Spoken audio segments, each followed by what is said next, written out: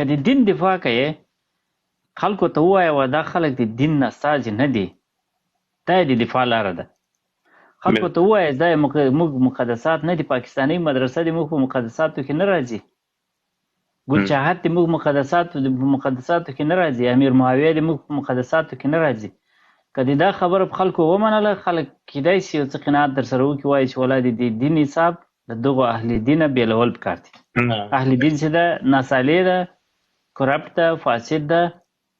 او مدرسه خو که چېرته مقدسه وي، بیا خو امریکایانو دا خو د فضل الرحمن تقریر د ما ترجمه کړی مو په فیسبوک باندې مې پروت و، کیدای شي اکثر دوستانو اورېدلی. مدرسه خو دا 40 کاله کېږي چې امریکایانو بلیونونه ډالر پرې مصرف کړل. مدرسه خو د امریکایانو په فنډ چلیږي. مدرسه خو د مدرسو سیستم امریکایانو د دې لپاره جوړ کړی و چې په سړه جګړه کې د انسانانو اولادونه د خامو موادو په توګه پکې مصرف شي. نو ستاسو دې ته مقدس وایي، خو بیا امریکایي در پورې خاندي، وایي دا د ما د ډانس کلبونو پیسو باندې تا مقدسات چلیږي. دا د دین توهین په خپله مه کوئ. دا رحماني صاحب له ښه نیته کوي، له ښه نیته د خپل ځان او خپل دین توهین کوي، له ښه نیته په خپل دین ملنډې وایي. ګوره انسان مقدس نه وي، غیر له پیغمبرانو چې هغه معصوم دي، نور انسان ته تقدس ورکول دا په خپله شرک دی. انسان چې هر څومره ښه انسان چې د فاسدېدلو د ګناهګارېدلو صلاحیت لري، نو دا خبره په خپل ذات کې غلط خبره ده چې یو انسان معصوم کې او یو انسان غیر قابل اعتراض کې، دا کار غلط ده. که عالم یې که علم په خپله د فضیلت وسیله نه ده، شیطان بلکې قرآن کریم کې هغو علماو ته چې عمل نه کوي هغو ته د خرو خطاب سوی ده. مثلهم کمثل الحمار یحمل اسفاره، لکه دا موږ تاسې یوه ټپه هم ده وایي لکه په خره باندې چې بار کې کتابونه دغه اوس کلکه د یو آیات شریف تفسیر ده دغه ټپه چې وایي چې علم یې وي عمل یې نه وي لکه په خره باندې چې بار کې کتابونه. نو که چېرته عالم مطلق عالم مقدس وایي، قرآن کریم به خر نه ورته وایي، یا به د قرآن کریم د یهودو د نصاراو د ملایانو په باره کې نه ویل چې دوی دغه دي.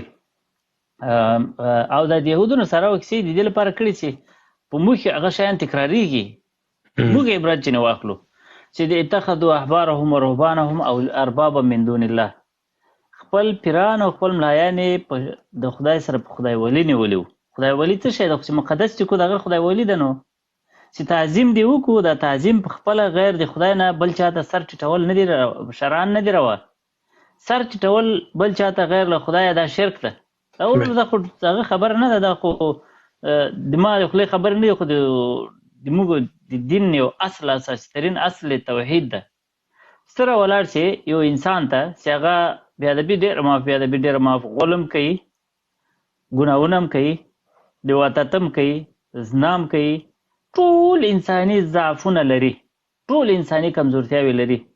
ته راولاړ شي هغه ته د مسؤول، د معصوم او د غیر مسؤول واجب الاحترام مقام ورکوي، خو دا خو او بیا هغه د دین په نامه ورکوي. دا خو ته جور کوي، له دین سره ګناه کوي، ظلم کوي، له دین سره له خپلې عقیدې سره ګناه کوي.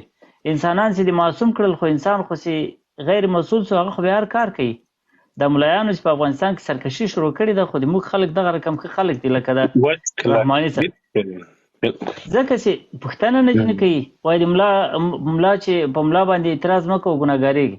نو چې په یو چا باندې اعتراض نه شي، هغه یو مشهوره تیوري ده په هغه کې چې ابسولوټ پاور کرپټس، مطلق صلاحیت چې هر چا ته ورکړي چې په هغه پسې پوښتنه نه وي هغه فاسدېږي.